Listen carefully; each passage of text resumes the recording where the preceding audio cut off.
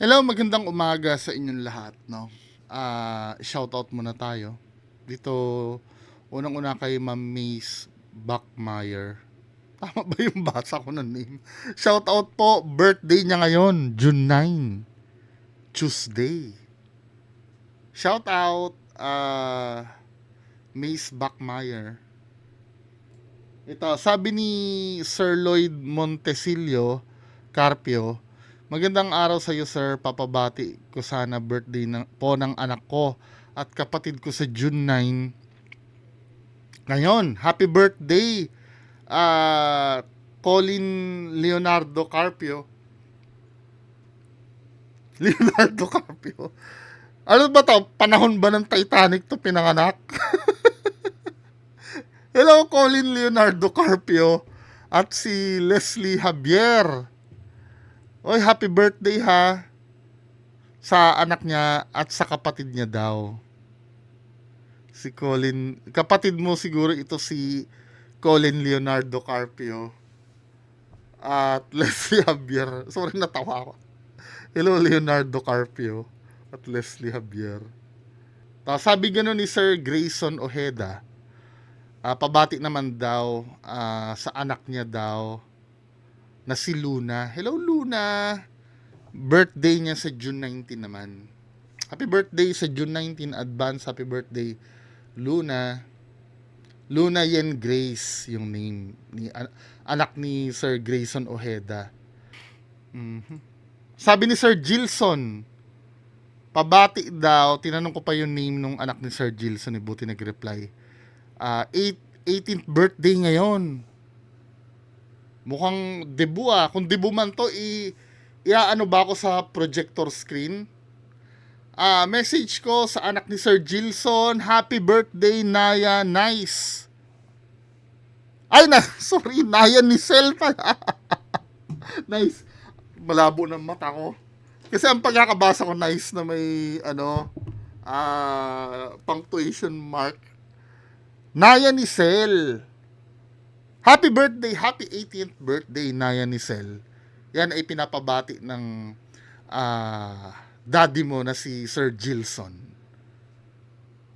Sana ay maging maligaya ka sa 18th birthday mo.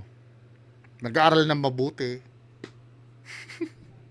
Magandang umaga. So, proceed tayo sa topic natin, no? Ano man tatapikin natin ngayon? Topic natin tungkol sa mga hula-hula ni Rudy Baldwin. 'Di ba? Kasi kahapon, may di inaasahang pangyayari sa Mindanao na alam mo na, trahedya. Grabe yung mga videos, no? Napanood nyo ba yung compilation na in-upload ko dito sa channel kahapon? Dating naman tayo sa hula-hula, men. Di umano daw, si Rudy Baldwin ay nahulaan niya yung mga trahedya. Madalas naman ito, hindi na ito bago. Pati nga pag-crash ng eroplano, nahulaan nito eh. 'Di ba? So, ito yung mga proof, no, screenshots na nahula niya. Number 1 ito. Sabi daw dito, ito ay noong July 10, 2025 niya pinost. Talagang pinik lang yung talagang tumugma. Nakalagay daw dito, July 10, 2025. Hashtag Surigao, hashtag Cebu, hashtag Davao, hashtag Genzan, Zamboanga, Vision, Zamboanga Vision. Ito ang mga lugar na nakita ko sa vision ko na magkaroon ng malakas na lindol. Malakas ito. Damay ang mga kalapit na lugar nito. Mangyari ito sa magkaibang araw. Ngunit ito ang mga lugar na kung saan di sila isang beses na nakita ko na magkalindol. May lindol, may pinsala ang dulot to dahil malakas na pagyanig. Lindol nga eh, ano ba? Pag may lindol na pinsala ang dulot nito dahil sa malakas na pagyanig, lindol nga eh. Ito na nakikita ko dito sa post na to, chini-cherry pick nila. Yung Surigao at Cebu, hindi na nila hinighlight yon. Ang hina-highlight lang nila yung mga tumama. Cherry picking ito. 'Di ba? napaka-generic kasi nitong hula na ito eh. Parang ang nangyayari, magbo-broadcast siya ng hula, hihintayin lang na mangyari. At pag nangyari, credit na sa kanya uli. Katulad ng ibang hula, no? Ito, meron hula dito. Katulad nito, no? Ito ay 2025 din. Just imagine 2025 pa to, no? Pero naging relevant pa rin dahil nangyari nga. Sabi dito, mag-ingat lamang sa lahat dyan saan may mga malakas na pagyanig na dapat yung paghandaan dahil nagdulot ng matinding pinsala. Diba? Yung mga kidlat, Davao at Jensan, may malawak at mahabang kidlat na tatama sa karagatan. Ito, hindi na natin papansinin ito kasi hindi naman ito nangyari eh. Yung mga halos umapoy na yan, doon lang tayo papansinin natin. Pipiliin lang natin yung tumama. Ganito nangyayari kasi yung sistema na kung tutuusin, generic ito mga hula na ito. Kahit nga ako sasabihin ko ngayon eh, ito men ha, ganito kasi ang example niyan eh. Wala kasi siyang binibigay na date. Kumbaga yung mga hula niya, nasabi ko ito nung na-interview kami sa Cool Pals eh.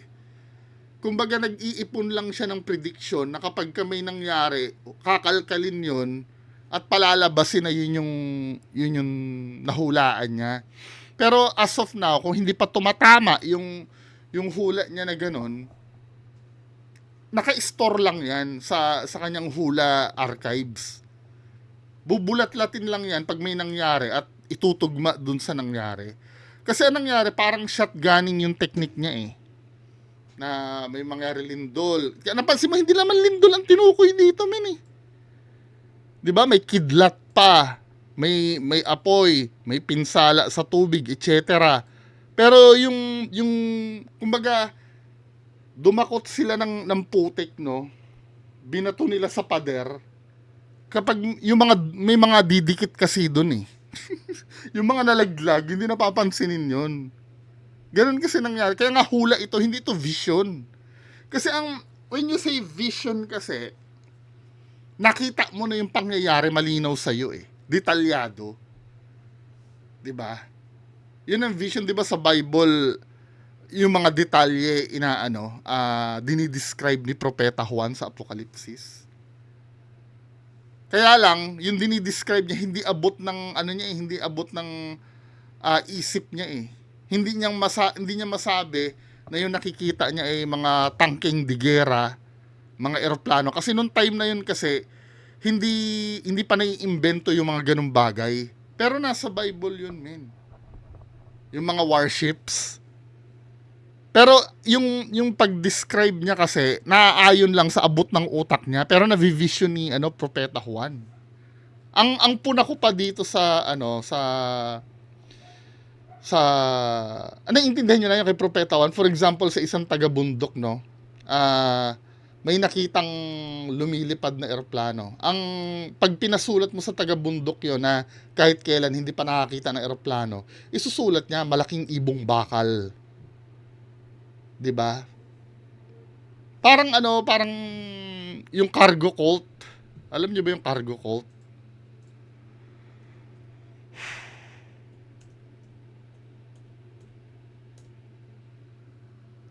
Cargo cult. Yung nakikita lang ng, for example, ito no, hindi nila naiintindihan yung eroplano. Pero dahil binisita sila ng isang white man nung World War II na sakay-sakay nito, gumawa sila ng image ng isang eroplano to sinamba nila. Hindi nila naiintindihan kung ano yan. 'Di ba? Ganun kasi ang nangyayari. Kasi do sa Bible may vision kasi doon eh. Hindi lang maarok ni Propeta Juan kung ano yung nakikita niya. Kahit nga si Prophet Ezekiel do sa Ezekiel 1, 'di ba? Ang describe niya, may nakita siyang lumilipad na parang metal daw. Na hindi niya maintindihan kung ano yun. Kasi hindi niya abot kung ano yung nakikita niya. Tignan mo ha, sa Ezekiel 1. Kasi kalimitan, sasabihin, kung hindi totoo yung vision na yan, bakit sa Bible may vision? Yan ang sasabihin ng iba eh. Pero kasi itong kila Rudy Baldwin kasi, ito ay hula talaga, hula lang. Ayan, Ezekiel 1, kung makikita mo, saan ba yun? Ezekiel 1.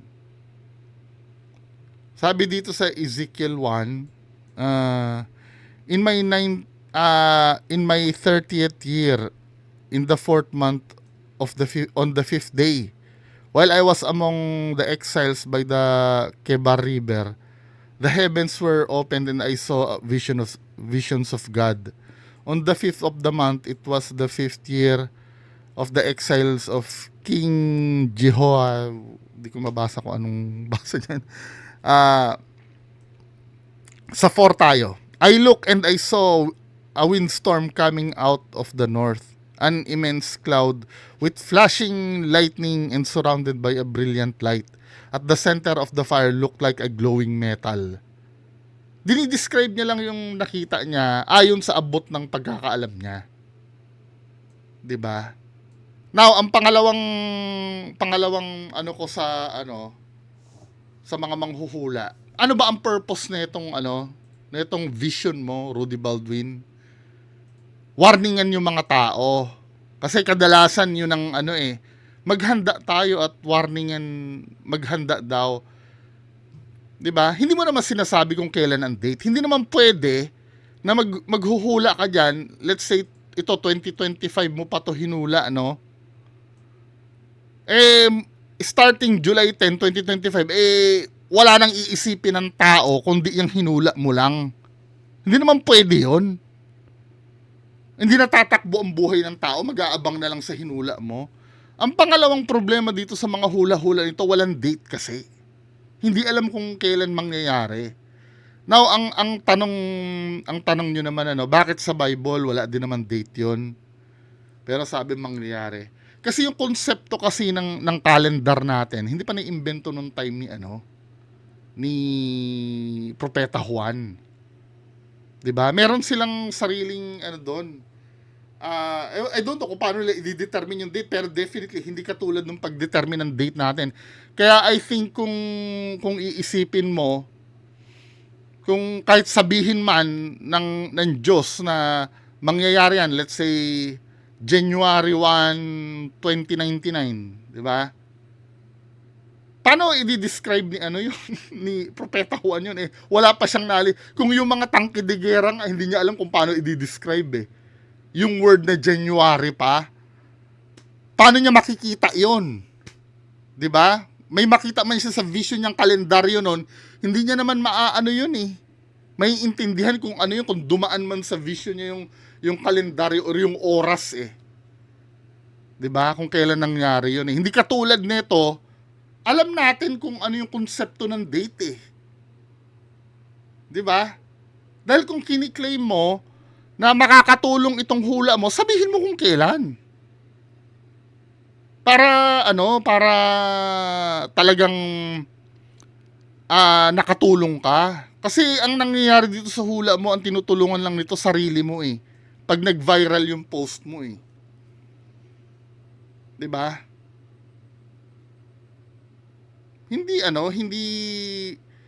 Hindi totoo yung sinasabi mo para makatulong.